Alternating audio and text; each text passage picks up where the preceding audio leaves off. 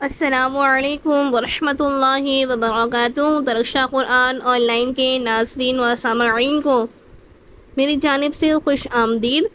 آج ہم انشاءاللہ سورہ ناس کی تلاوت سنیں گے اور اس کے ترجمے کو سنیں گے۔ انشاءاللہ آج کی ویڈیو بہت آپ کو پسند آنے والی ہے۔ آئیے پھر میں تلاوت کو شروع کرتی ہوں۔ بسم اللہ الرحمن الرحیم۔ قل اعوذ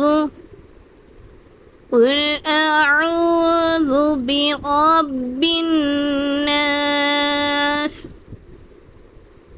قل اعوذ برب الناس ملک الناس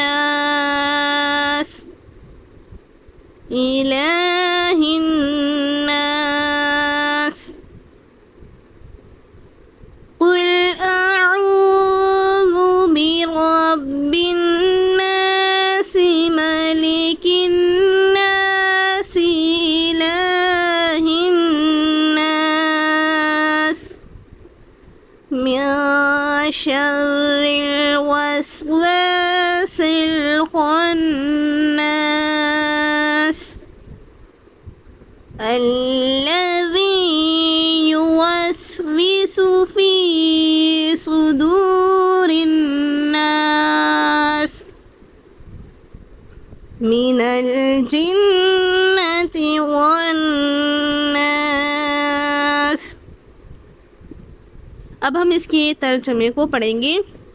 اے رسول، کہہ دیجئے کہ میں انسانوں کے پروردگار کی پناہ چاہتا ہوں جو تمام لوگوں کا مالک اور بادشاہ ہے، سارے انسانوں کا معبود ہے۔ شیطانی وسواس کے شر سے جو نام خدا سن کر پیچھے ہٹ جاتا ہے اور جو لوگوں کے دلوں میں وسوسے پیدا کرتا ہے، وہ جنات میں سے ہو یا انسانوں میں سے۔